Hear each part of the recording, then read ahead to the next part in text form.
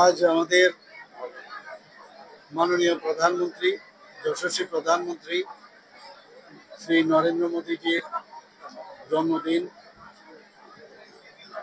সেই উপলক্ষে আমরা অনেকগুলো কার্যক্রম আমরা রেখেছি।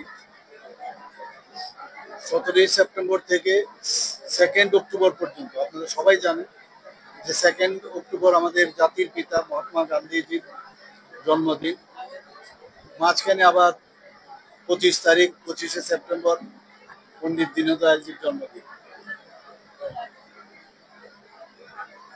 তো এর মধ্যে আজকের যে কার্যক্রম, মাননীয় প্রধানমন্ত্রীজি মধ্যপ্রদেশ থেকে ধার যে জায়গা, সেখান থেকে আজকে উনি একটা অভিযান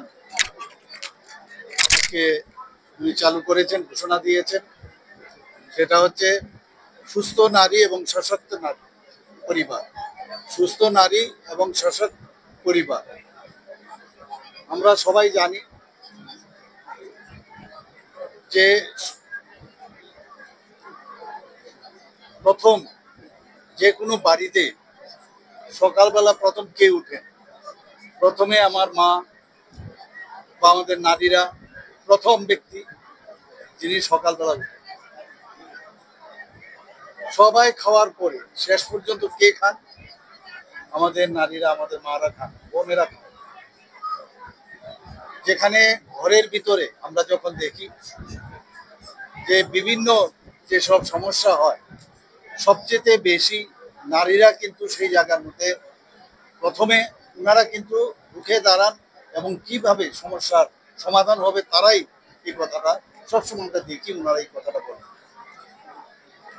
এবং আমাদের যে মারা আছেন আমাদের বাড়িতে, তাদের যদি কোনো কারণে স্বাস্থ্যের সমস্যা হয়, তাহলে দেখা যায় পুরো ফ্যামিলির মধ্যে একটা অস্বাস্থ্যের পরিবেশ সৃষ্টি হয়।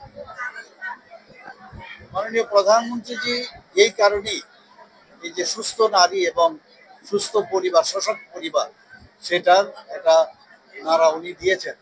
সেটাকে সামনে রেখে আজকে সারা ভারতবর্ষের মধ্যে সরকারি স্তরে এবং বিভিন্ন বেসরকারি পর্যায়েও বিভিন্ন কার্যক্রম আজকের থেকে শুরু হয়েছে এবং সেটা 2 অক্টোবর পর্যন্ত চলবে।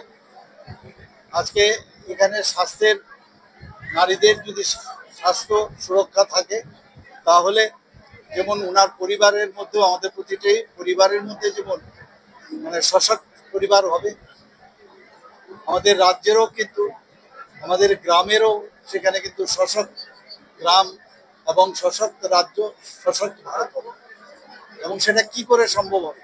আমরা সবাই জানি যে এত পরিশ্রমের পরেও আমাদের মায়েরা, বোনেরা, তারা অনেক সময় নিজের স্বাস্থ্য সম্পর্কে সচেতন থাকেন। এখানে একটু আগে মাননীয় প্রধানমন্ত্রীজি বিভিন্ন বিষয়ে এখানে আলোচনা করেছেন। বিশেষ করে আপনারা দেখেছেন যে যারা আমাদের জনজাতি বোনেরা আছেন, মায়েরা আছেন, সিকেল সেল এনিমিয়া একটা বিরাট যে একটা সমস্যা ওনাদের হয়, এবং এই সিকেল সেল এনিমিয়া এই রোগ থেকে মুক্তি পাওয়ার জন্য উনি কথা বলেছেন এবং তার অভিযান আগের থেকে তাকে ডায়াগনোসিস করা এবং তার ট্রিটমেন্ট দেওয়া। শুধু তাই নয়, উনি বলেছেন অনেক সময় মায়েদের দেখা যায়, বোনেদের দেখা যায়, নারীদের দেখা যায় তাদের ব্রেস্ট ক্যান্সার হয়, সার্ভাইকেল ক্যান্সার হয়, ওরাল ক্যান্সার হয়। বিভিন্ন স্ক্রিনিং করার জন্য অবশ্যই যেন ওনারা দেখেন। আমরা দেখেছি উনি এই কথাটাও বলেছেন যে আমাদের মায়েরা, বোনেরা এবং আমাদের মহিলাদের অনেক সময় দেখা যায় যে রক্ত স্বল্পতায় ওনারা ভুগেন। তো এনিমিয়ার থেকে আগের থেকে যদি ডায়াগনোসিস হয়, প্রতিটা আমাদের সমস্ত কেন্দ্রে, আজকে আমরা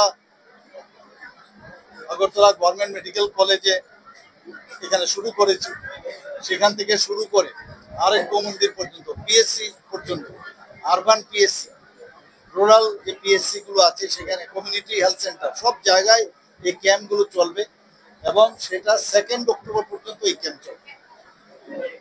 এবং এই শুধু 2 অক্টোবর না, তারপরেও এই যে বিষয়গুলো এখন একটা মানে থ্রাশ মুভমেন্ট দেওয়া হচ্ছে যাতে করে এই বিষয়ে সবাই জানে। এবং আমার মনে হয় আমিও আপনাদের মাধ্যমে, আপনাদের একটা বিরাট ভূমিকা রয়েছে, আপনাদের মাধ্যমে সমস্ত ত্রিপুরাবাসীকে আমি বলবো, বিশেষ করে মা ও বোনদের, যে এই যে বিনা পয়সায় এই যে স্ক্রিনিং টেস্ট থেকে আরম্ভ করে, এবং মাননীয় প্রধানমন্ত্রীজি বলছেন বিনা পয়সায় মেডিসিন দেওয়ারও ব্যবস্থা রেখেছেন। এবং এই বিষয়গুলো আজকে আমি আপনাদের মাধ্যমে বলবো যে এই যে অভিযান আজকে চলছে সেটা যেন সর্বাত্মক মানে সফল হয়, সে আহ্বান রাখবো। আর পাশাপাশি আমি আমাদের যশস্বী প্রধানমন্ত্রী নরেন্দ্র মোদীজি, ওনার আমি ত্রিপুরা সুন্দরী মায়ের কাছে আমি আহ্বান করব, ওনার কাছে আমি আশীর্বাদ চাইব যে উনি যেন আরো যুগে যুগে আরো ওনার দীর্ঘায়ু কামনা করি, সে আহ্বান রেখে আপনাদের সামনে আমি আমার কথা